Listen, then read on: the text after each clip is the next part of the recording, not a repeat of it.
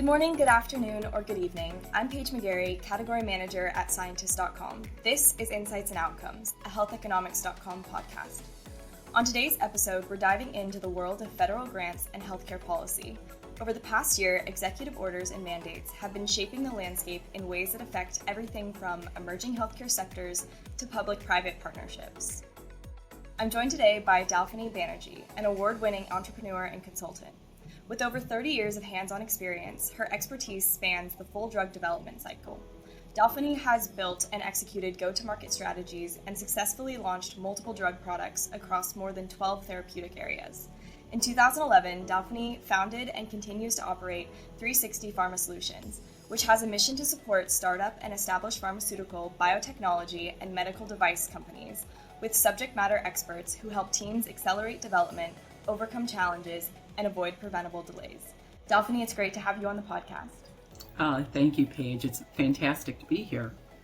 Perfect. Now, before we dive in, we're going to get started with our quick games of ins and outs. Are you ready? Awesome. I certainly am. As ready as I can be. Perfect. Keeping packaging from fancy things just because it feels important. I'm in on this one, and I actually recently just bought a very nice coat, and it came in a really cute box, and I have been struggling to let it go. Even though I know I'm never going to use it again, I like to keep it, maybe use it as decoration. Well, I certainly agree with that, and I'm totally in on this. I do watch Antiques Roadshow. I don't know if you've ever watched it. I have seen it, yes. Packaging is important if down the line something is worth more than you paid for it. So it is, and it tells a story, and I can't even tell the amount of times I've reused it for regifting purposes. Oh, there you go. Yes, That's right. Try to get creative. Exactly. Okay, saving a recipe and then never actually making it.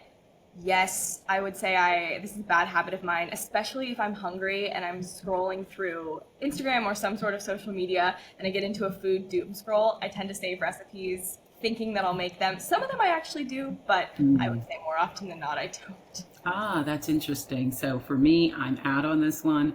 It's just in time for me. If I need it, I find it, use it, may or may not use it again, but definitely use it. Now, the other thing is when folks give me recipes, because, I enjoyed it when they made it, I don't always make it. Yeah. Again. It's a thought that counts, yeah. There you go. Perfect. Having random late night bursts of motivation when you plan your whole life? Yes. I am chronically in on this one. I can't even tell you the amount of times I'll be trying to go to sleep and then my head will just start spinning with either planning or thinking, or I have a big goal in my mind and all of a sudden I think of the solution that I've been looking for the past week. I don't know why it happens late at night, but it does. Maybe that's just because the world gets quiet. And there you go. It does. I'm out on this one as well. TMI, but I recently started teaching myself violin. And that's the time when I sort of am in a meditative state. And that's when my ideas generate. I have no problem sleeping. I'm an early riser, and I hit the pillow hard when I go to sleep. So. I'm jealous. I'm so jealous. Maybe I need to look in. I've been trying to get better at doing some sort of meditation techniques or something like that. 'Cause my brain, it's always spinning. It's always on. I know. Okay, starting a new hobby with intense enthusiasm for about 3 days. I would say I'm out on this one. If I start something, I generally tend to stick with it for a long enough period of time to either fully invest myself or give it enough of a shot to know, it's maybe not my thing. I would agree. I'm out on this one as well. I don't have time to start things I can't finish or don't want to finish. Not a good use of time. I empathize with that. Yeah. Rewatching your comfort show instead of something new.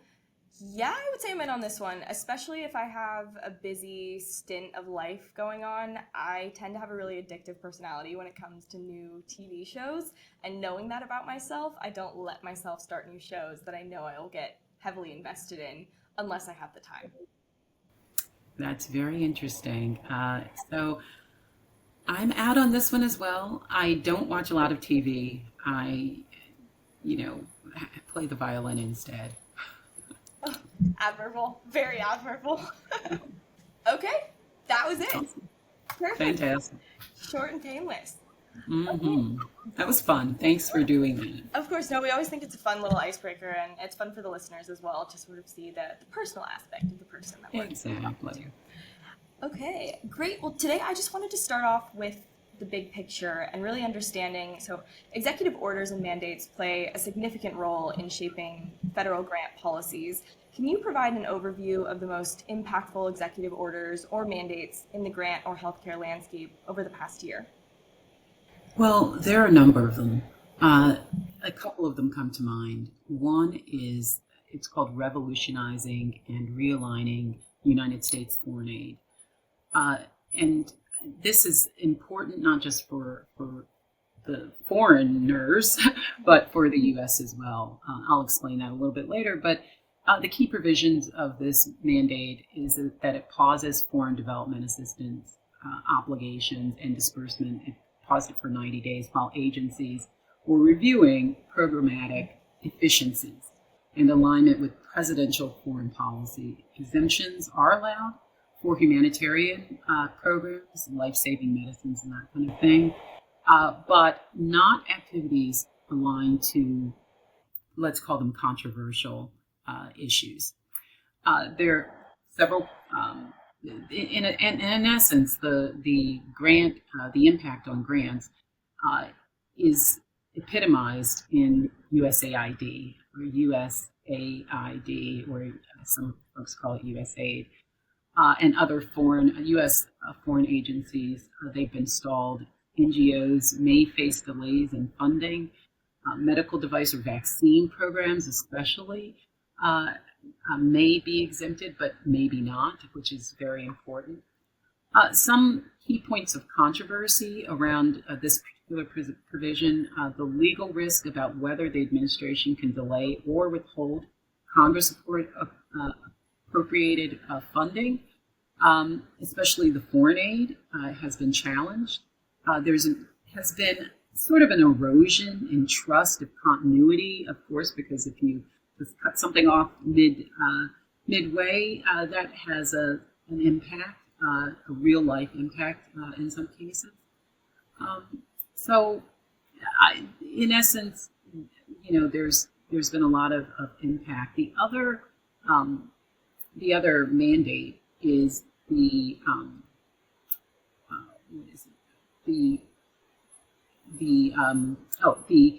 impact on research grants, and that's, I think, was one of the one part of the question.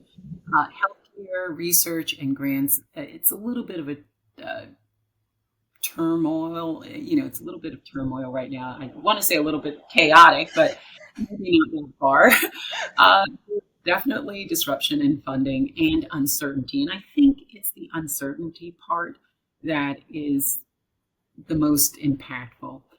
So researchers, NGOs, public health entities, and are facing uncertain grant timelines, delayed awards. Some awards are being clawed back in the middle, or that's unexpected terminations or freezes. For example, foreign aid programs or community health outreach, depending on equity criteria, are paused or reframed because there's a relook at equity and inclusion things.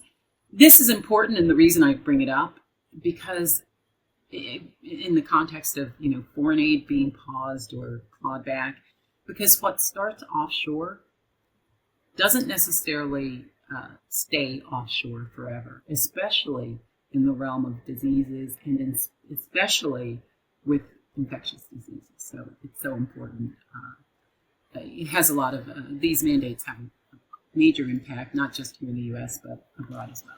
And it's really striking to see how single executive actions can have this more or less ripple effect across multiple sectors like you're describing. Yes, exactly. If we dig a little deeper, there's a shift in priorities as well that sort of underpins all of these, all of the things we've been talking about. Grants are being reshaped to align with national interest or merit in ways that might de-emphasize some aspects of our society. Public health grant making often includes equity, for instance, or reaching underserved populations as the core. And such directives may really curtail or even disallow things that have been very helpful in the past. Operational and compliance challenges, their new reporting requirements, their termination for convenience, all those things we've talked about. There's also the potential chilling effect. Even programs that are not directly terminated but are seen as risky, involving, for instance, equity, gender identity, social justice, those types of things, may find fewer applicants.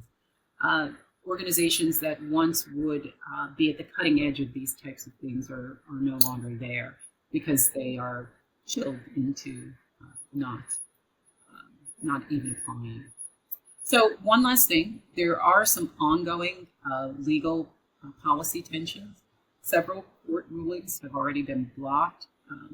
Have already blocked executive orders, especially where grants or contracts were terminated, or NOFOs, and NOFOs are a notice of funding opportunities, NOFOs, are canceled without due process. Similarly, lawsuits have challenged the NIH funding cuts, particularly those that relate to DEI.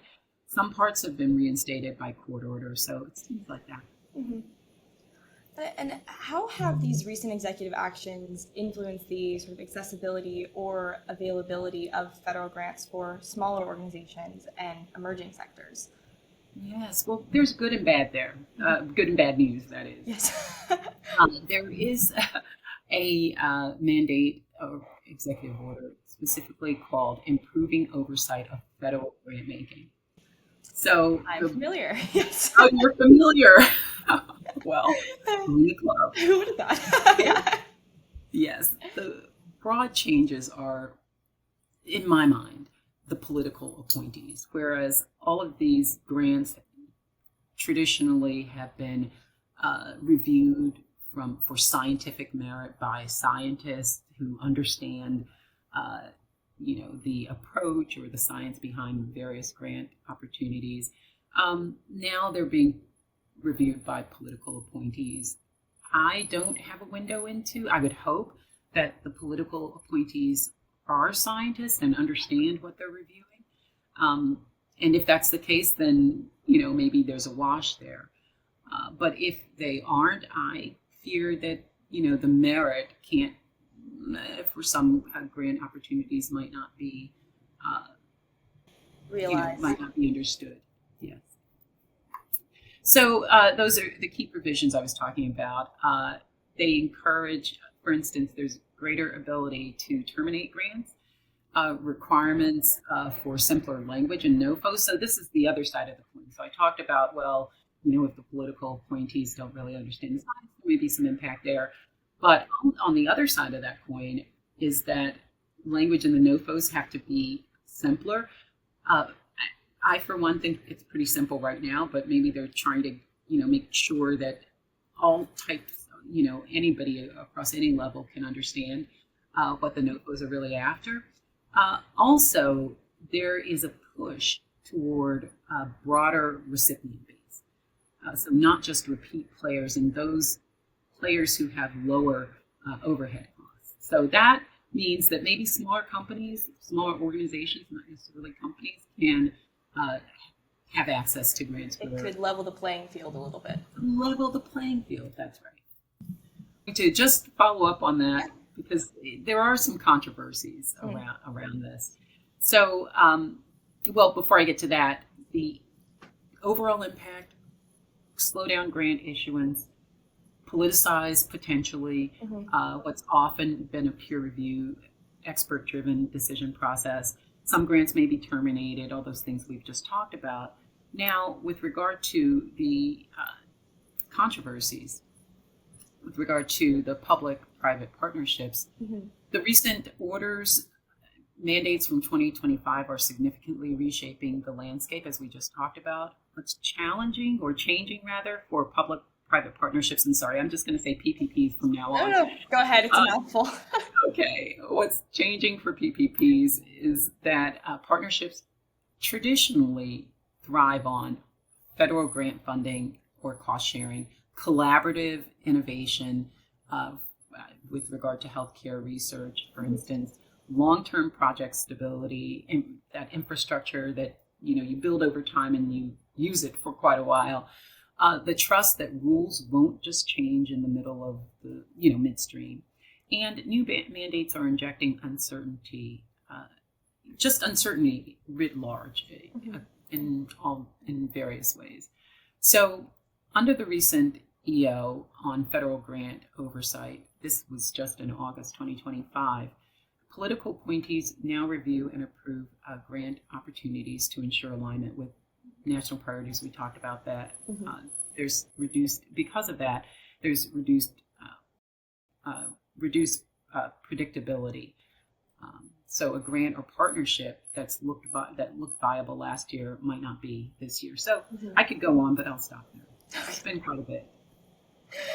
And just, one more last thing that I want to understand is, how do you see these mandates influencing the future of public and private partnerships, or PPPs? So the short answer is we don't know. It's still very much in flux. So I guess I would just approach the question a little bit differently with regard to, legal exposure. So public PPPs, generally, historically, I said that they rely on building that infrastructure and collaboration and that kind of thing. Well, now you have to interject legal exposure. If a project is terminated for political reasons, there might be lawsuits. There are reputational concerns. Do they align with the federal policy? So those are the types of things that, if maybe the dust will settle, but it hasn't settled yet, and those are the things that are sort of balls that are in the air right now. Got it. Completely understand. Yes. Executive orders and mandates are more than just words on paper. They access who can access funding, which sectors grow, how collaborations take shape, and understanding these shifts really help everyone, from researchers to policymakers, in navigating the complex healthcare landscape. So thank you, Dalfoni. You're absolutely welcome. And I could have cut off 15 minutes and just said what you just said. No. It was phenomenal hearing your insights, and I'm sure our listeners will agree. So thank you so much for your time today. My pleasure. Thank you, Paige. If you enjoyed this conversation, don't forget to subscribe and leave us a review. It helps more listeners like you find the show. Want more HUR, RWE, and market access insights? Stay connected with Theoretically Speaking and HealthEconomics.Com for the latest trends shaping healthcare decision-making. Until then, keep asking the big questions, challenging assumptions, and driving smarter healthcare decisions. Thanks for listening. I'm your host, Paige McGarry, and we'll see you next time.